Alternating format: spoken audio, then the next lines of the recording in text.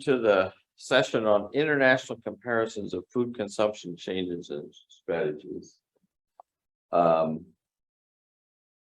we have three different perspectives that we're going to see today, and we're going to have a couple of questions after each one, but then save the rest till after the three presentations are over.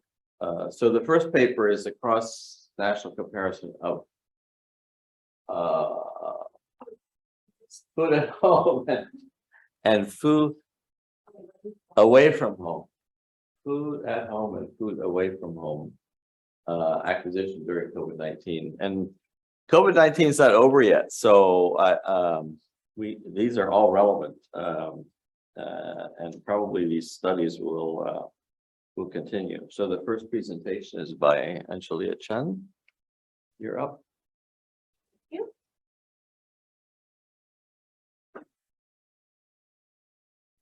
Hi, everyone. My name is Li Jun Chen. Most people know me by Angelia. Today, I'll be presenting a study on the cross-national comparison of food at home and the food away from home acquisition method as a result of the COVID-19 pandemic. So because we have limited time, I'm going to spend a little bit of time on background, motivation, literature, and spend more time on the data. So background, ever since March 2020, when the World Health Organization declared COVID-19 a pandemic, we have seen so many disruptions in both our work and life. Changes such as work routine, fear for coronavirus, social distancing measures have led to changes in our food consumption and acquisition patterns. There are two gaps identified in the current literature.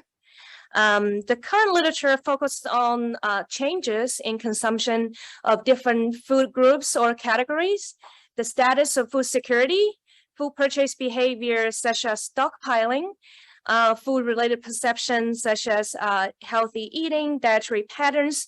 There are some studies explored the adoption or participation of new food acquisition methods as well. But generally, there's a lack of sufficient understanding of changes in food at home and food away from home acquisition methods internationally. The second gap relates to a limited understanding about these factors driving those changes in food acquisition methods. Although we have seen studies explored how demographic information, food attitudes are driving changes in food consumption in terms of food category. So in this study, we aim to evaluate how consumers' food at home and food away from home acquisition patterns have changed as a result of COVID-19 pandemic and compare those changes cross-nationally. The second objective is to estimate the factors leading to those changes within a proposed conceptual framework. This graph is our conceptual framework. I know it's a lot of information, but I'm going to break it down into four major factors. First, of course, demographic characteristics. The second factor is the status quo ante, which represents the behavioral pattern before the COVID happened. The third major factor is protection motivation theory related construct. So basically, it has two dimensions. One is the threat appraisal, including factors such as perceived severity, perceived vulnerability, and the second dimension is coping appraisal, including variables such as perceived efficacy, confidence in the future behavior when the COVID-19 crisis subsides. The last major factor is food-related construct. We have food involvement, which we adopted from Bell and Marshall's food involvement measurement proposed in 2003, and then we have health perception. So data, this study used data collected from international surveys investigating consumer perspectives about food consumption with a special focus on grapefruit in April 2021. The time The timeline is really important because the vaccine rollout started at the end of 2020 and the beginning of 2021.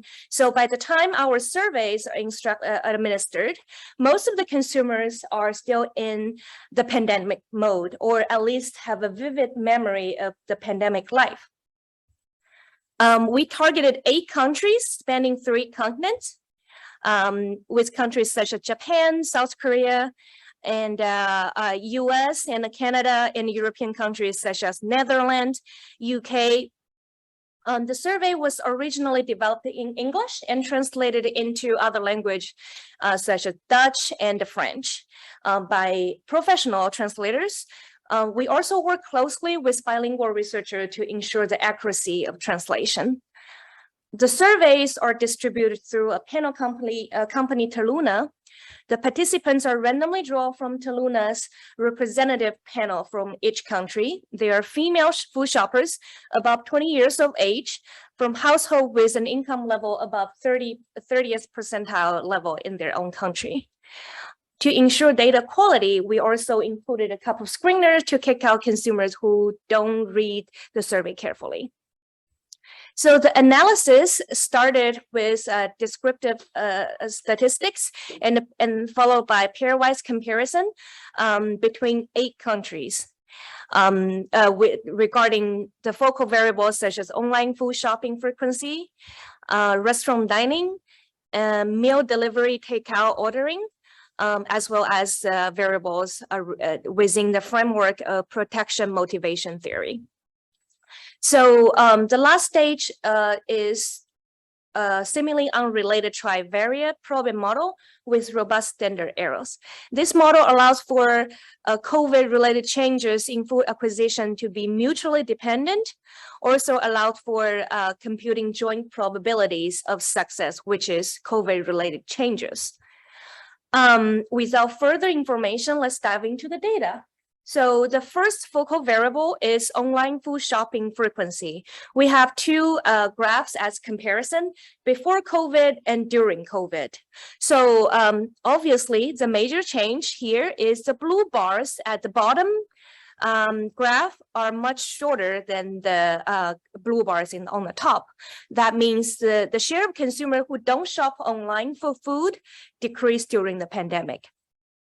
For consumers who have done online food shopping before, for example, the purple bar representing consumers who did this at least 2 or 3 times a month before the pandemic, the share of this group of consumers doubled as a result of the pandemic. Similarly, the yellow bar representing consumers who have done online shopping before the pandemic at least once a week also doubled in South Korea. The changes of online food shopping frequency is defined as the difference between frequency of during and the frequency of before. So the countries listed on this graph are in ascending order of consumers who did not change their behavior. And the green line here represent the status quo ante, which is plotted against the secondary axis. That's the average frequency of online food shopping before the pandemic.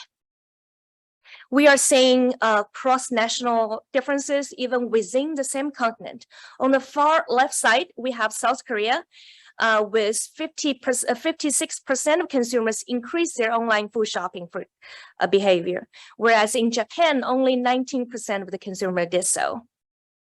Again, look at the green line. There's no obvious alignment with the trend line of with the blue bars or orange bars or purple bar. The same within continent cross-national difference also observed in European countries. France, 30% of consumers increased their online food shopping frequency, whereas in Netherlands, only 22% of consumers did so. The second focal variable is restaurant dining frequency. The countries are listed in an ascending order of consumers who said, I do not eating a restaurant before COVID, which is surprising, but Japan has 10% of the consumers reported so. What's interesting is in Japan, when we assume they probably have more consumers, less likely to go out and eat during the pandemic, but in reality, only 37% of the Japanese consumers said they did not go out and eat during the pandemic, which is very low. Now the changes in the restaurant dining frequency, again, the green line represent the status quo ante, which is the before COVID status, and the countries are listed in ascending order of consumers who eat out less frequently. On average, 75% of the consumers across the 8 countries reduce their restaurant dining frequency. But we are also seeing some countries that are more adventurous, such as Japan and Korea. More consumers said no change in their behavior. Less consumers said they reduced the restaurant dining frequency. The last variable, delivery, takeout, ordering frequency, before COVID and during COVID. The first change, the first variable we want to look at is the blue bars, and we are not seeing much changes. But starting with the orange bar, we're seeing changes, but on the reduction direction. So for example, in the Netherlands, consumers who used to, the share of consumers who ate in a restaurant less than once per month reduced. For the frequent consumers represented by blue bars and yellow bars, the share of frequent consumers are much higher during the pandemic. Now let's look at the changes. The countries are listed in ascending order in terms of shares of consumers who increase their delivery, takeout, ordering frequency. And again, the green line represents the status quo ante. In this case, we finally start seeing some sort of rough alignment between the purple bar and the green line. So the next, we're going to look at protection motivation theory related construct. In this graph, we are looking at if the lines of different countries are stacking on each other. So if they're not stacking on each other, that means we are seeing a lower level of international differences. But for variables such as high risk in restaurant dining, finance, hardship, on the lower part of the graph, the lines are not stacking on each other. That indicate a higher level of international difference. But to take a closer look at across national differences using pairwise comparison. So we have a list of variables we want to compare. Because we have 8 countries, we're going to have 28 pairs in total.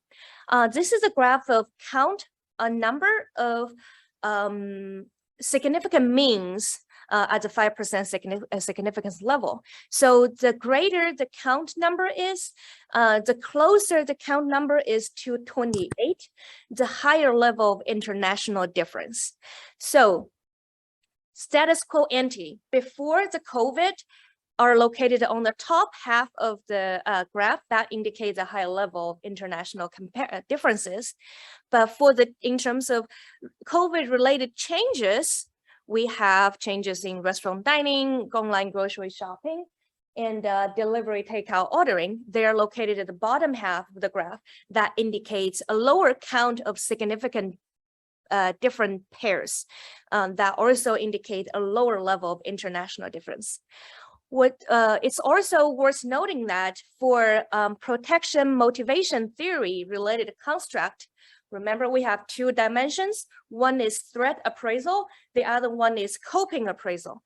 The threat appraisal is most likely located on the top of the graph, whereas the coping appraisal, confidence in shopping in the future, are located on the bottom half. So international differences are more obvious among the threat appraisal, but less significant for the coping appraisal. I know we don't have much time more left, so I'm going to briefly talk about the model a little bit. So the model trivariate problem model specification comes with 3 equations for each countries. That means we have 24 equations in total. The first equation is the profit model on online grocery shopping. The second is restaurant dining, and then we have delivery takeout ordering. The likelihood ratio test of independency across the 8 countries are significant. That justifies the suitability of a trivariate profit model. Also, the international differences of correlation between changes in food acquisition methods. And of course, I have summarized the estimation result, massive tables. I'm not going to go through the details here, but if you're interested, we can have a further discussion after this session.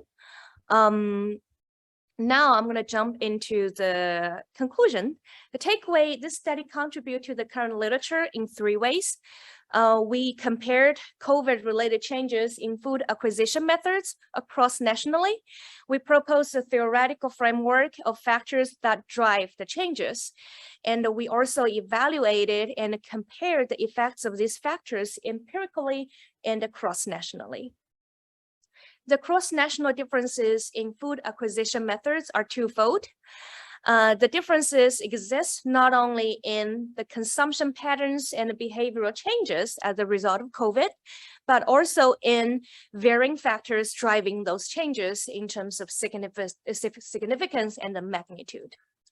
We all know COVID has affected our food acquisition method, but how COVID imposed the impact on our behavioral changes vary across the country. Therefore, we don't have one size fits all strategy to respond to consumer changing behavior.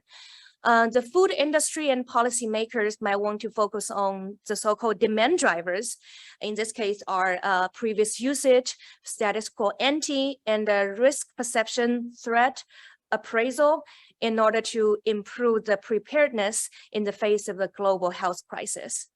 With that, thank you very much.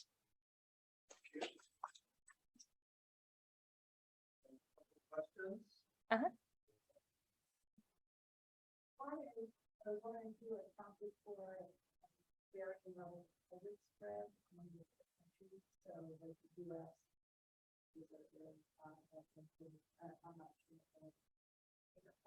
Also,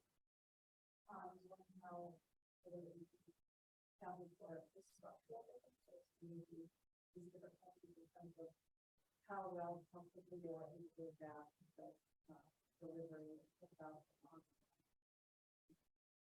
That's a really good question. So for the online attendance, I'm going to repeat that question. So the question is, if we have accounted for the difference in international difference in terms of the COVID spread and the structural differences in the coping, that's a really good question. We do plan to include those variables. Currently, we are managing across national difference individually without accounting for their own coping strategy or severity. But we are accounting for consumer self-reported perceived severity. But in the next stage, we're gonna combine the equation by plugging in what you just mentioned, the real severity, the spread, and the coping strategy specific to each country, and trying to figure it out. After accounting for that, if consumers' behavior and attitudinal construct or protection motivation theory still play a role in this changes.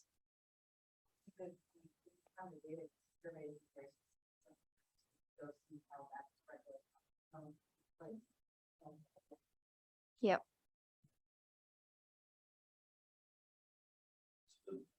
Reporting of their behavior before COVID is retrospective. Yes. That's the reason why the timeline of the survey is important. We actually did another round of survey this year, but we changed the wording because a lot of consumers are out of the pandemic mood, believe it or not. So asking them, oh, how do you feel about the pandemic? It's a little too far away in their memory. So instead, we have the wording changed to before COVID, first year COVID, and then now.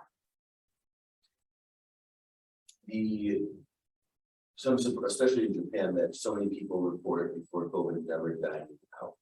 Yeah. Is it really never, or is it just I dine out less than once a month, which like is coded as a never? I'm going to repeat that question to the online attendant. So the question is, there are some consumers reported they never go out and eat before COVID. I think if it's because they are going out less than once a month or so, I think that's a really good point. This is how we structure the survey. It's surprising to see never, right? But I believe that never, it doesn't matter the wording, at least those consumers definitely eat less than once a month. So for the future elaboration, I would agree we should change that wording into less than once a month. Yeah, or rarely. Or rarely, yeah. Because I see it pulled out of the presentation. 10% of Japanese never eat now. No, that does not. It's all a reflection of Yeah, it's a little shocking. Yeah. I was wondering about selection bias and the survey where people who might have already had a heightened level of anxiety about COVID might be more focused on building and more likely to. So the question is, if there's a selection bias, consumers might self-select into taking the survey because they're already concerned about COVID. That's a good question, but I don't think we have this concern because this survey is not targeting COVID related question. Is embedded in a broader project investing general food related perspective or fruit consumption. So this block of question is just one block, not specifically targeting question, but that's a good question. All right, I think we'll go on and. Thank you. More time at the end, maybe for more general questions after we finish. So you want, maybe you can put your, the second presentation is on household effects of COVID-19 related constraints on food-related behaviors in the meal provisioning chain, using examples of consumers in various European countries. And our speaker, Klaus Brunner, came all the way from Aarhus University to participate in the session. So thank you very much. Anybody knows which button to press here? Oh. Yeah. All right, you are It should be open actually. this one? Yes. Okay, and then let me do this, and then let me share a screen. Okay. Okay, there you go. Okay, You should be excellent. good and able to. Thank do you. that. Yep. No problem. Okay, so hi everybody. I will contribute with a few results from Europe. It's much a similar question that's being addressed as in the previous presentation here, and I will not spend time. How do we move this one here?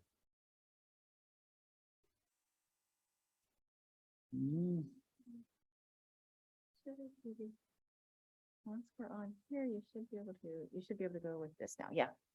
Okay, good. So I will not spend time saying again how Corona affected food-related behaviors and all the constraints and so on, but I will say that I'm two angles that I'm specifically interested in here.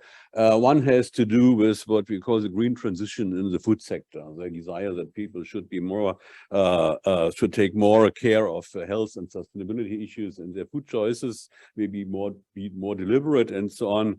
And it can be asked whether the disruption because of COVID actually can contribute to that, because we know that a lot of food-related behaviors are habitual, and we know that habits thrive in stable environments, and when something disruptive happens, maybe it could help people break their habits, especially if they basically had some goals of doing so, but just found it hard actually doing that. So in that sense, COVID could actually have helped some people going into a direction which is in line with the green transition. The other thing, which is a bit in the opposite direction, of course, we all know about emotional eating as a response to distress, as a coping mechanism, and that, of course, may go into the opposite direction, as people making more unhealthy choices and that type of thing. So with these two angles here, here is a sort of meta conceptual framework, very, very simple. We have this disruptive event here, COVID, that reduces the stability of the environment, could facilitate behavioral change, which could be in line then with the pre-COVID goals and goals about changes in their behavior that people had. but at the same time, we had this distress and coping thing, which could point into a different direction. And just to provide some context, we have tons of studies by now looking at how COVID has affected food-related behaviors. And here I'm listing only those that are multi-country studies. Even then, we have already quite a bunch of them. So there is actually a good deal of data already available dealing with that. All these studies here, the one I will mostly be talking about, by the way, is the second one here. I will present a few things that are not in that paper here, but otherwise the studies in that paper. And if I have the time, I also will say a few words about another one, but that's the main thing I will be doing. All of these studies, just like the one we just heard about, are service studies. That means the behavior that they measure is self-reported behavior. And that's, of course, a limitation, as we all know. In addition, most of the ones on the list I just showed you are based on convenience samples, because these were done by people that got quickly going when the pandemic hit. There was no time to write grant proposals and all kinds of things to adopt funds. So most of this is based on convenience samples. There are a few exceptions. The one I'm using actually is based on a quota sample done by a professional market agency, just in the same way as the studies that we just heard about. Also, all of these studies don't have a baseline which was pre-COVID to compare to. So again, it's based on self-reported behaviors, self-reported changes in most of the cases. And a few cases, as you also mentioned, Angelia, people were asked to answer twice, how was this before the pandemic, how is it now, things like that. So what I will mostly show you here now is the results from a study in 10 European countries that we coordinated at Aarhus University, funded by EAT Food. And it's in these 10 countries here, which are sort of a good sort of selection of different countries in Europe in terms of variation, both in food culture, but also in a range of other things. The study had this overall conceptual model here. We have at the core, in the middle, in the blue box here, we have a meal provisioning chain, from starting with the shopping, choosing products, preparing meals, eating them, and then doing something with the waste. And we use items there from an instrument called food-related lifestyle that one of my colleagues has been developing. And we just changed the scale. Instead of a agree-disagree scale, we had a change much less than before, much more than before on a 7-point scale. And then we had some determinants on the top and some effects on the bottom. The ones I will talk about here today are related to the food-related goals that people had, both pre-pandemic and those that they said they want to change now, and something about the to which extent people were affected by COVID-19, both in terms of emotional distress, which we measured by a standard scale, but also in terms of some of the objective things happening in these different countries. And what we did was relatively simple. We did a multi-level latent class cluster analysis on the complete sample with the country as a grouping factor, because we know, of course, that countries differ in lots of different ways that we otherwise don't capture with this one here. So we get this clustering and we get country groups, and then we try both to characterize the country groups that we get based on some data we have on how the government had responded to COVID-19 in these countries. And we've been profiling the individual level clusters. In this case here, what I will show you, mainly in terms of the goals that people had pre-pandemic and the goal changes that they reported. One simple but important thing here with regard to looking at these changes here, in order to communicate this to people of an academic background, we did one very simple thing. We computed percentages, saying people they did more or people that say less, and the rest was people who said they didn't change. And this is just a random selection of some of the items we had in there. I'm showing this in order to show there are always people changing in both directions. Some do more, some do less. Of course, it's not symmetric, but we have all these changes in both directions. And that, of course, means it's important that you don't just look at the means of this one here, but that we actually look at the individual differences. And that's why I think such a clustering approach actually is a useful thing to do. Okay. looking at the changes in behavior. When we did this late in the class clustering, we ended up with a solution where the first cluster, the biggest one, actually was the one that said we haven't changed. Changed a little bit, but not very much. Mostly no changes. So we call this one here the resilient cluster. So the rest, of course, the other 40% of the overall 10-country sample, of course, they did report some changes then, and they differ in the type of changes that they report. Now, of these 40%, and that's maybe one of the most central results here, of these 40%, the vast majority, 35 out of the 40, say they had more enjoyment in the kitchen and in eating compared to pre-COVID. And also food became a more positive aspect in their life during the pandemic. We had a small group here, 5%, where that was not the case, where sort of everything went down. They got a lot of less concerned with food, but for the vast majority, this was the result. This group here, the 35% that had more enjoyment, they split into two clusters actually, namely one that we call here more mindful eating, because they said less impulse buying, more reading labels, more attention to health, more local foods, all the kinds of things that have something to do with deliberation and that we many times would like to see a little bit more of in terms of the green transition. And then there was a somewhat smaller group which went in the opposite direction. They also had this more enjoyment. They had also a number of other things in common, as I will show you in a second. But they also reported more convenient food, more snacking, more activities that are more aligned with sort of emotional eating reactions. And then we had a group here that we call more food involvements, where both of these actually happened. So here are a few more summaries of these different clusters. The resilient one, few changes. Then we have the two major change clusters, which, as I said, share the thing about more enjoyment, more time cooking, more social life, more meals together with the family at home and so on. And then they split into these two ones here, more mindful eating and more convenient enjoyment, and then the two other ones. As I said, this was a multi-level cluster analysis. So we have a second level, which is a country level. And what came out here where we have is that we have two country groups. And there we have here a northwest versus a southeast split in Europe.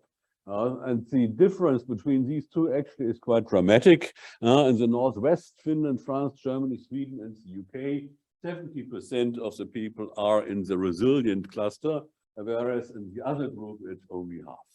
Also, there's a dramatic difference actually in the amount of change that we can see here.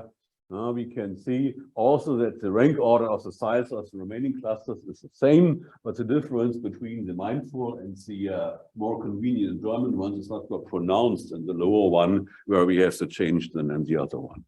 And if you forgot where Romania is, for example, here I can show you the yellow ones are those that change more, and the blue ones are those that change less. I then looked at some data which has been collected by people from a group of researchers at Oxford University who have been combining a very useful database on how the government has reacted to the COVID crisis. And they've collected a lot of data from many, many countries in the world. I'm selecting here data for those countries that are in the study, and it's from the beginning of 2020 until September when the data collection took place. And there are two indices here. We have the stringency index on the left, which is how harsh were the government measures in terms of lockdowns and restrictions of mobility and all that. And on the right, we have the economic support index, which says something about how lenient was the government in helping both people and companies compensating for COVID-related issues. And we can see that the countries that were in the southeast group, that means those countries that changed more during most of the year, had higher values on the stringency index, that's what we see on the left, and had lower values on the economic support index, which we see on the right, which shows that the clustering of the countries here is in line with these data here, which show how the government in these countries have differed in terms of reacting to COVID.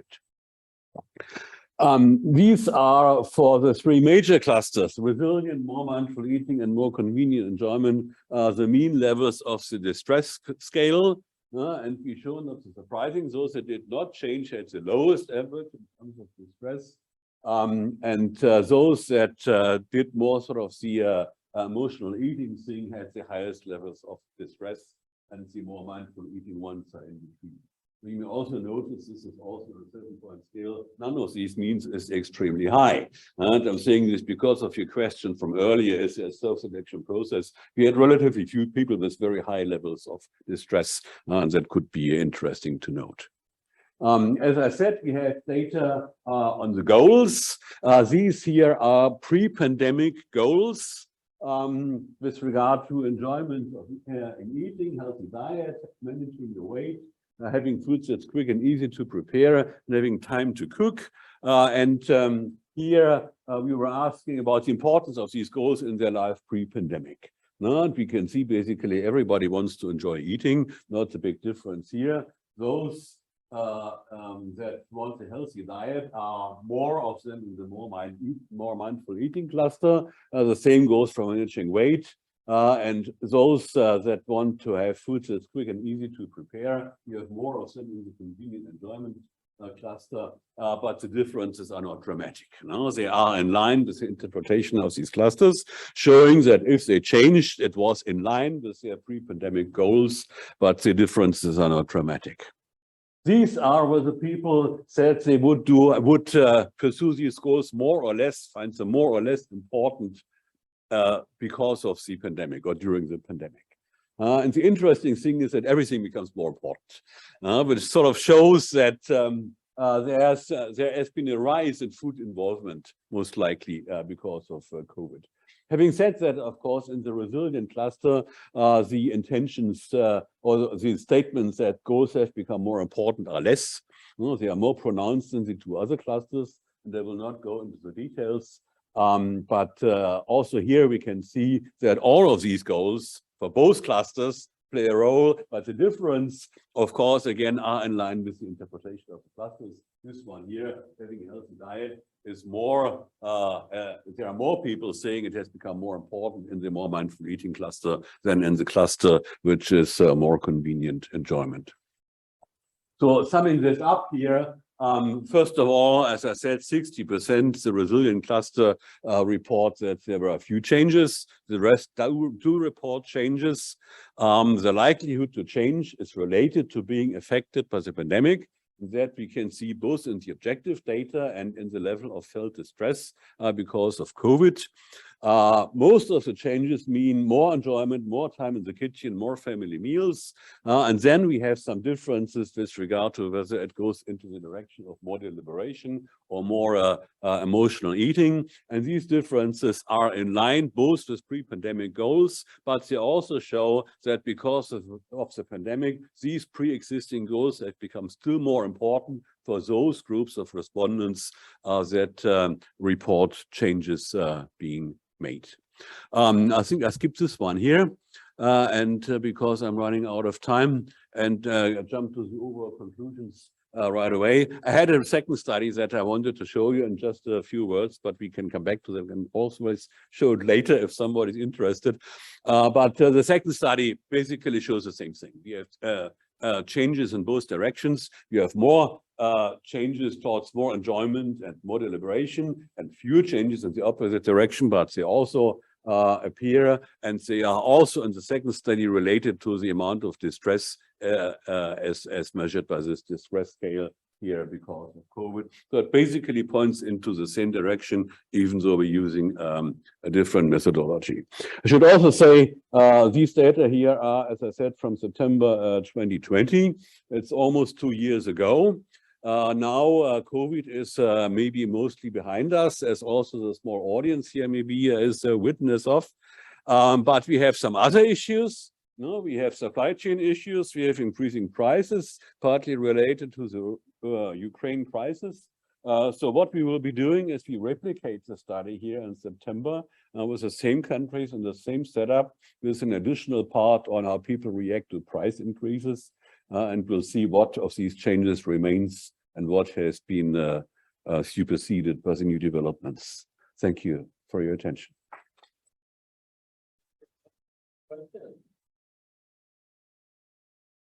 D.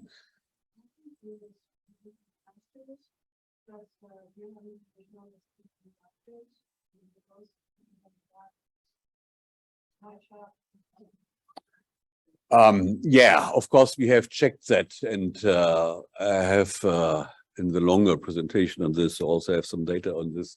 I don't remember the details because there was nothing dramatic. No, of course, there are some issues, and we looked especially at income loss due to COVID-19, which of course is related to distress.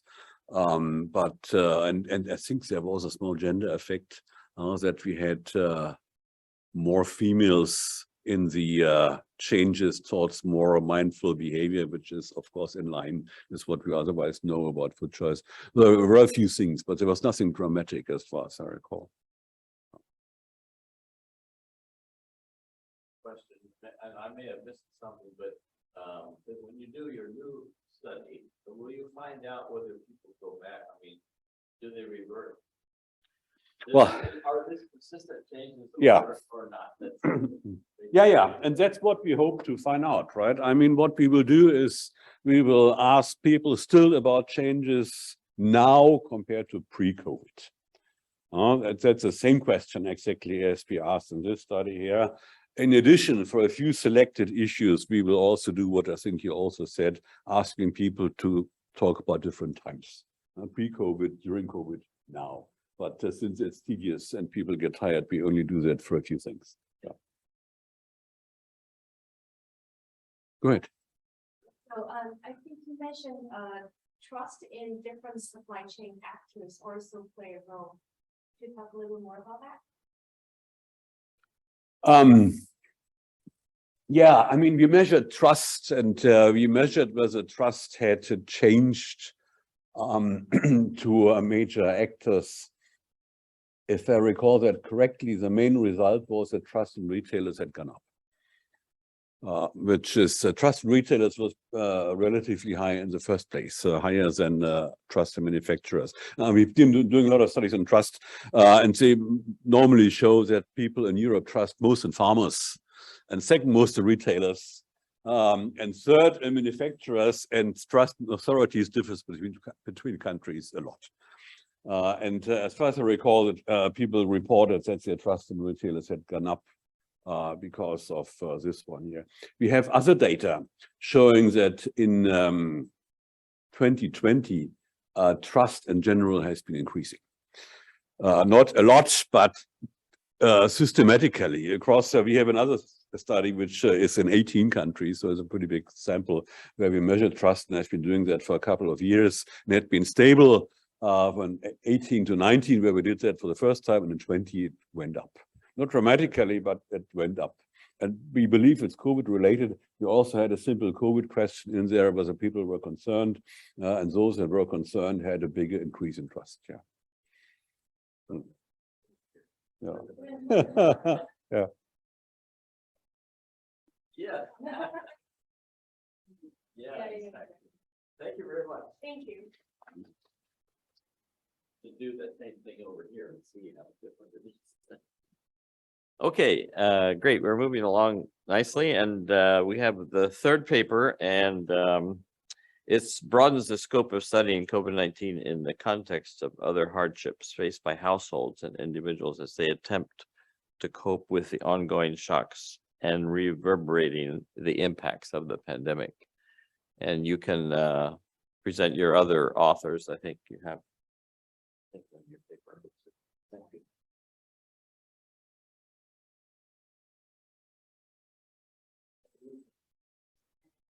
Yeah, we would be good for sharing. I think so.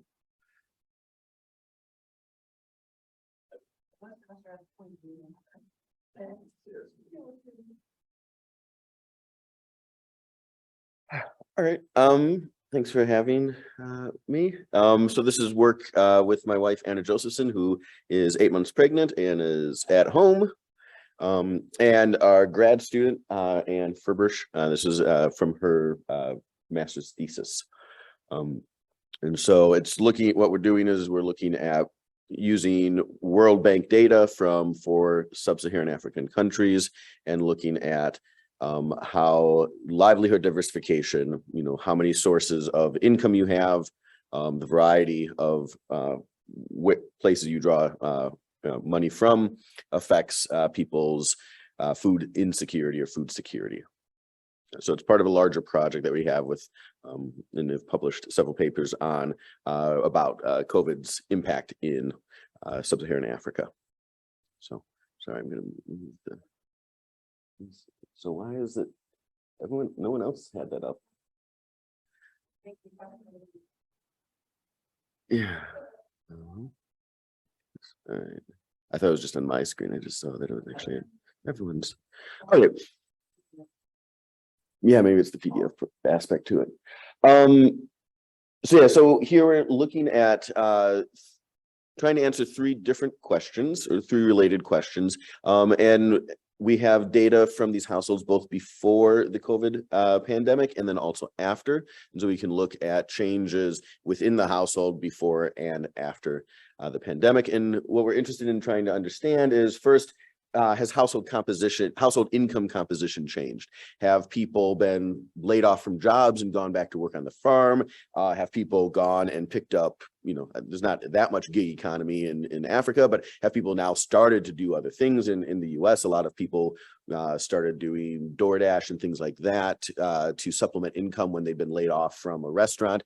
And so it's an empirical question of whether people have been laid off and are relying on fewer income streams, or whether people have, in order to cope with the pandemic, diversified or tried to pick up extra work.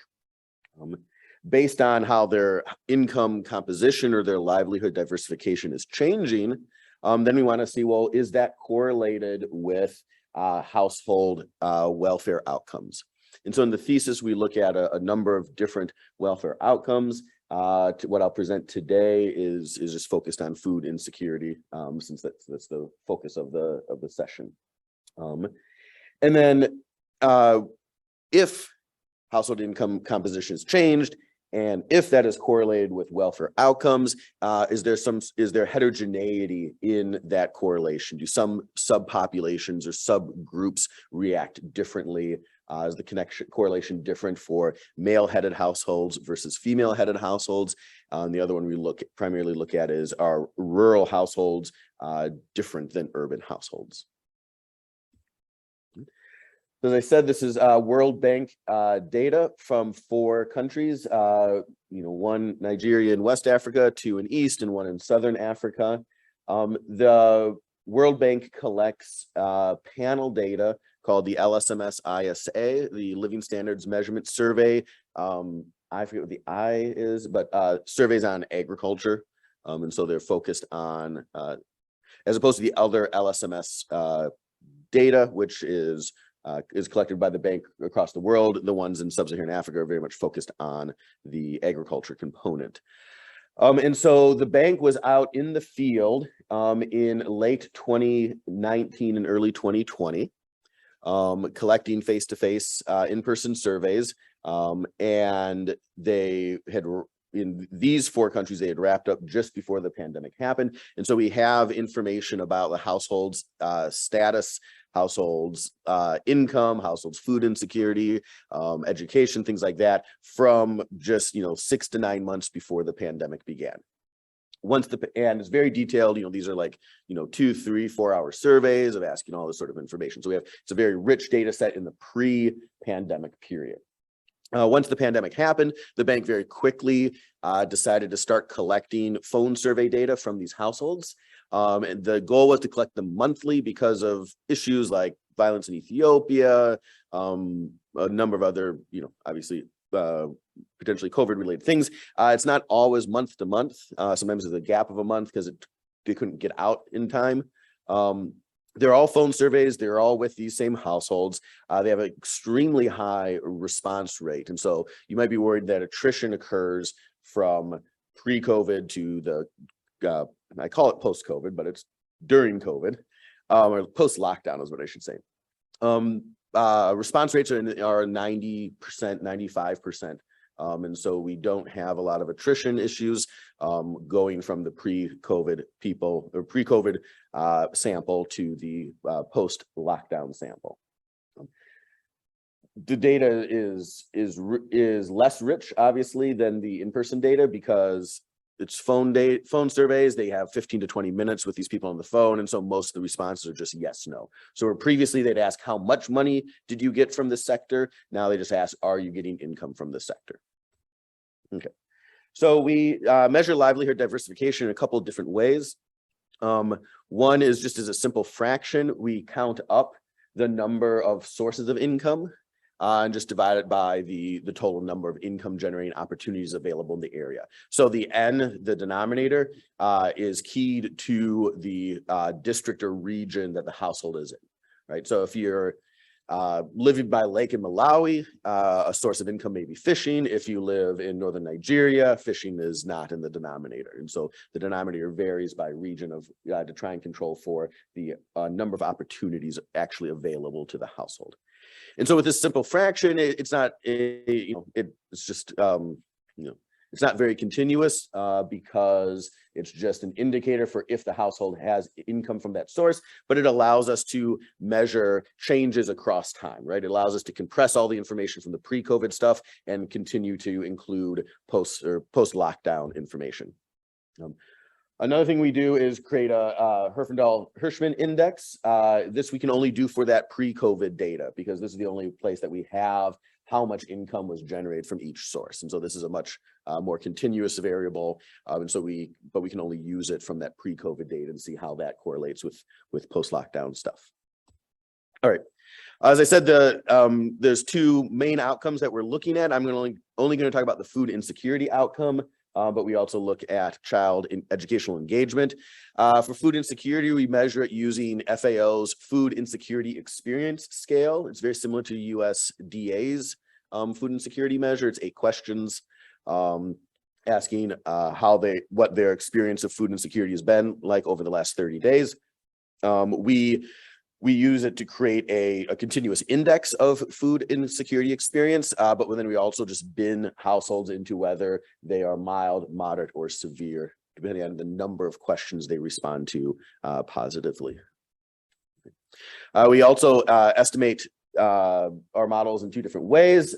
We use a dynamic panel model, which uses the simpler index and looks at the changes in the dynamics of livelihood diversification and food insecurity over time. I'll present you the simpler and more easily interpretable results, which are just basically an ANCOVA or very similar to a difference in difference.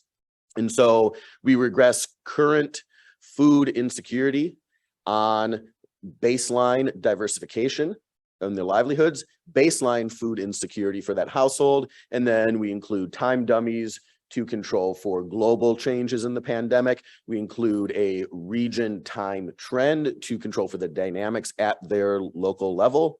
Household fixed effects, so we're comparing households to themselves, controlling for the changes over time. And then we have an error term, which we hope is IID.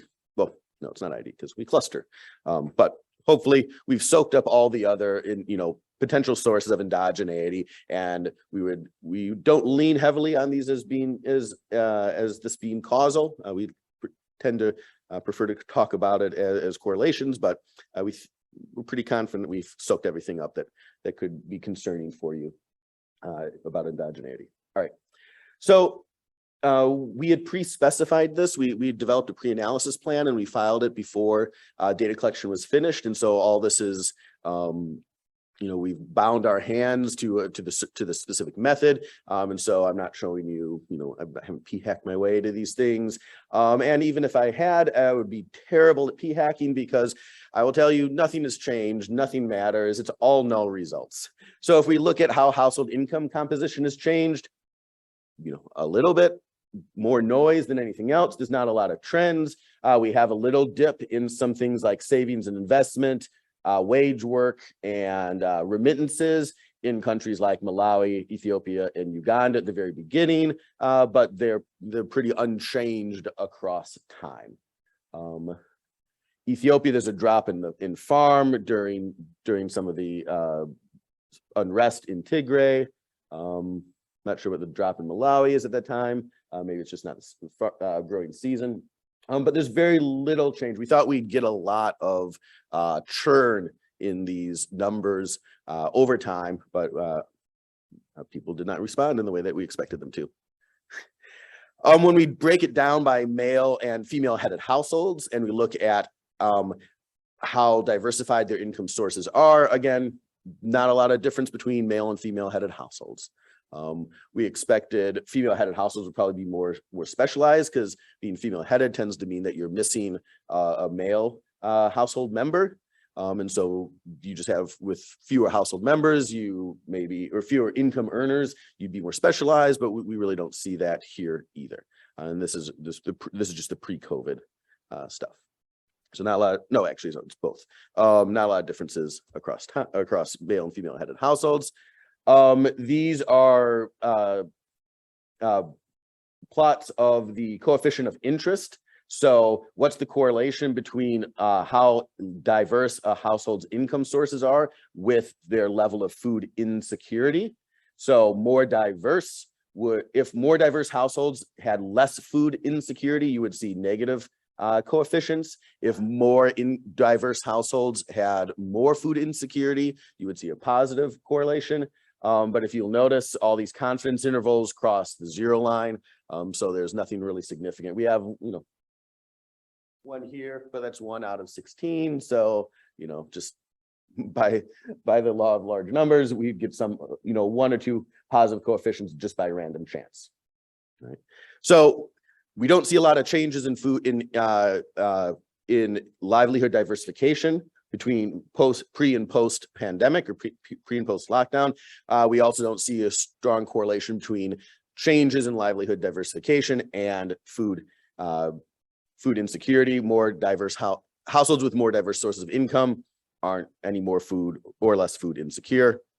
And then looking at differences between the gender of the head of household, again, you might a priori, you might think that, well, female headed households are probably going to have more problems coping, but we don't, again, see any real significant differences between the gender of the head of household there. That does not seem to correlate with the number of income sources a household has, nor does that seem to correlate with the degree of food insecurity at a household. So a bunch of nulls. These are large samples. There are 4,000 to 5,000 households in each country. We have 13 rounds of data, once a month after the lockdown plus the pre. So we're looking at like 90,000 household time observations. So we're not underpowered here. These are pretty precisely estimated zeros. But as I said, no observable trends in income composition, no evidence that household income composition impacts household welfare outcomes. It's also nulls when we look at education. We look at urban rural differences. There we do find slight differences, but these are like at the 90% significant, and it's about half and half. And so we're not sure if that's just randomness of coming across some significant things here and there, or whether that's actually real differences that we would want to lean on. And there's some evidence of lively diversification benefits female-headed households. I meant to change that. We don't see that for the food insecurity. We do see that for the education, but again, I said it's about half. And so is that really something that's going on, or is it just a bit of noise that we're picking up? So there's a long literature in the development economics about the role of livelihood diversification as a coping strategy for shocks. We don't see that working here. And so why is that? Maybe COVID-19 is just too big of a shock. It disrupted everything for a reasonably long time, right? It's not a natural disaster that happens and is over. It's not a violent political event that happens and subsides, mostly in Syria, which never subsides. But so maybe COVID is just a different type of shock than the literature has looked at previously, and that's why this is why we don't see any sort of things. We want to, the next step is to kind of look further into these, really convince ourselves that these are null results and not something else. We've done some ex post power calculations. I don't present them here, but we're pretty confident these are real zeros. The other thing we want to look at is contemporaneous shocks. As I mentioned, there's been violence in Ethiopia. There's other issues, droughts, floods in Malawi. And so we'd like to see, well, everyone's kind of experiencing the COVID pandemic. Maybe there's something going on with these covariate or contemporaneous shocks that are not pandemic related. Maybe households in Tigray are experiencing something different, and that's going to affect them differently. So we're trying to build this database of natural disasters and political violence that we can fold into this and look at that. So those are just appendices. Thank you.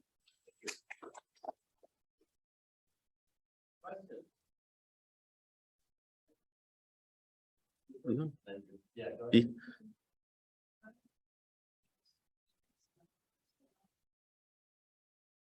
Yeah.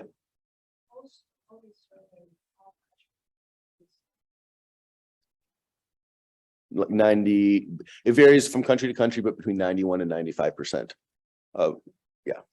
Yeah, so we don't have a lot of attrition. Those who are treating tend to be, because we know we know who's missing. And so there is a selection bias in who responds, because households who respond tend to be, the households who don't respond, lack cell phones, tend to be poor.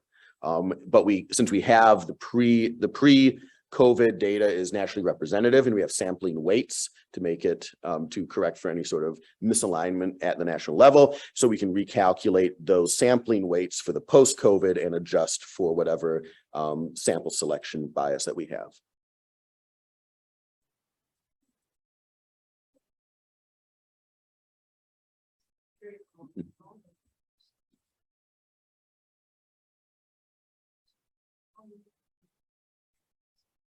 No, we're using this interaction of region dummies and time trends to control for location.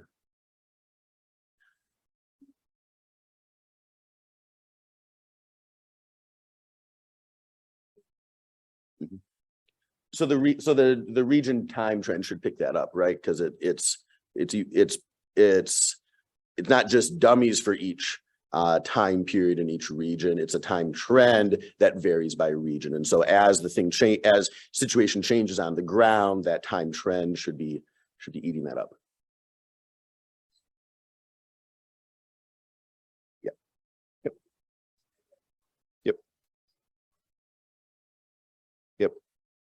Yep. And so one thing we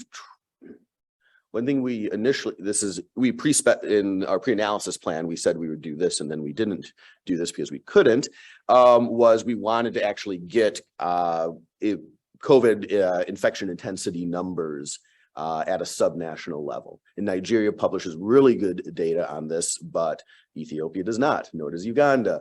Additionally, there's huge reporting biases in the actual COVID case counts, right? Urban areas are much more have much higher numbers, both because they probably have higher numbers, but also it's easier to report cases there. People get COVID in rural Malawi, they're not going to a hospital or reporting to anyone. And so we had wanted to control for exactly what you're saying by having actual infection numbers, and it's just the data is junk. And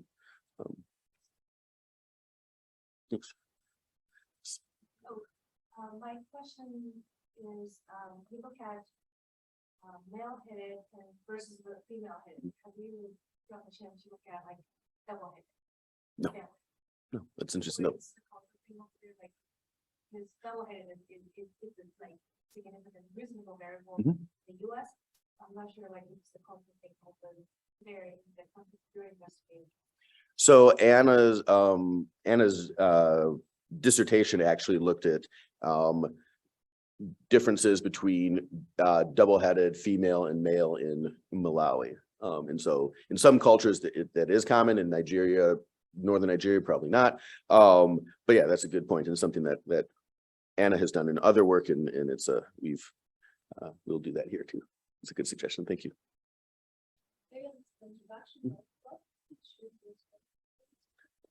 So our choice of countries was based on the fact that the World Bank had done a face-to-face survey with these households in the 9 months prior to the outbreak. And so we have basically baseline data immediately prior to the pandemic. And so we know what the household situation was sometime between November and March, November 2019, March 2020. And so that forms our sampling frame. Okay, great. Thank you very much. And now we have a discussant who is ready to go. You have slides too, or? It's all winging it. And I think we lost our online people, so that's okay. Then I don't have to stay tied. Let me see. Yep, it's just us. Perfect. Then I can speak anywhere. Yeah, y'all tell me if It's still recording. it is, that's okay. All right, well. Out of the picture. I'm halfway in the picture here. Right, so I'm just reacting to watching them now. Of course, I had an advantage with the first one since I'm co-author on it to speak about that one. So just sort of thinking about these, I'm just going to some off the top of the head reactions of tying them together and trying to read my notes, which is going to be just wonderful because anyway. But I think what's interesting, and the third paper sort of brings a different perspective in terms of, if nothing else, this has made me think so much about the data that we collect as we're going, and how sometimes we're just fortunate that we happen to get it at the right time before, and how we really need to spend time. And I don't think we do enough of this, thinking about what should we be asking for the future, what should we be collecting, and what should we be tracking. And I know we do a ton of data collection in these countries, and we think about it frequently, so I'm not trying to imply that we don't. And I was in some sessions earlier talking about like USDA and ERS data and things like that, but just the value of data and being able to answer questions, and the difficulty that we have when it's like, when the pandemic happened, and Angelia and I work on these surveys where we have collected them every year for years. And, there's a moment of, oh, yes, we're going to have it. And then we look back, no, we didn't ask the question the right way because we just didn't know. For example, in one survey, we combined, what was it? We combined online and delivery or something like that. And had we had those separate, we would have had such a neat data set kind of thing. So just, kind of taking that time to try to think what's going to be the next thing, because then I think I get to Klaus's, where it's a really interesting question of not just what happened to from the pandemic, but what does a shock do? And again, we study shocks when we think about shocks, and I don't know, Ag Econ, I think about weather shocks and production shocks. And this is not the first supply chain shock, but it's a different supply chain shock than we've had. So anyway, I don't know where I'm going, other than I feel like we need to try to spend some time thinking about the data that we're maintaining, and so that hopefully we can help make these cases more interesting. And it is very fortunate when you have that, and then you get that reaction of, yeah, I had it and I can compare it. I wish they would have collected the percent, because I wonder if that's where the change was. So it's surprising to me that you didn't see changes in categories. I wonder if you had the date, maybe they were still doing a little bit, but they shifted from majority this to majority that, because otherwise you would, I'm sure you were kind of surprised and tried many things to make it come out differently. But, sometimes finding no results is an interesting one in itself. And that also brought me to think about the difference, because you're studying Africa and we're studying Europe and more developed countries. And again, I know this is something we think about a lot, but the difference of the impact of the pandemic on the different types of economies that are going on. And if maybe where our initial reaction my initial reaction might have been to expect bigger shocks in a developing country that's more on the edge of food insecurity. Maybe because you're already there, the shock doesn't impact you as much as in the big country where it just disrupts your system and your expectations. And it's not the way I would have thought about it if you would have asked me before I heard you guys present today. So I find that just interesting. Again, trying to read my notes.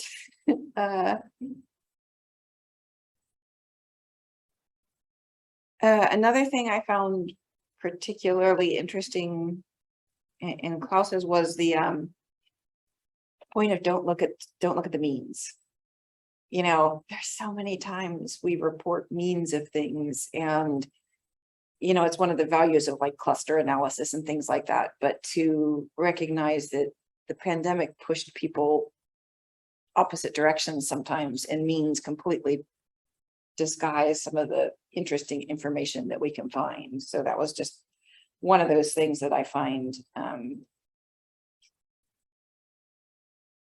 interesting, and I'm guilty of it. You know, I think about when I look at survey data, the mean is the first thing you go to. So just sort of one of those lessons to keep in mind. And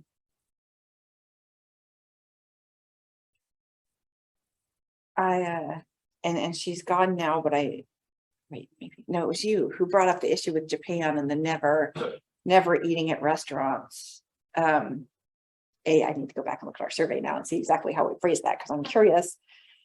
But I do think I think the thing that they all had in common, all the papers had in common, was this trying to not just look at baseline to changes, but whether or not the baselines impact the changes themselves. So, and that again goes back to this, we need this baseline data, this idea that where you're pushed to, comparing Africa to Europe or comparing eating out to not eating out,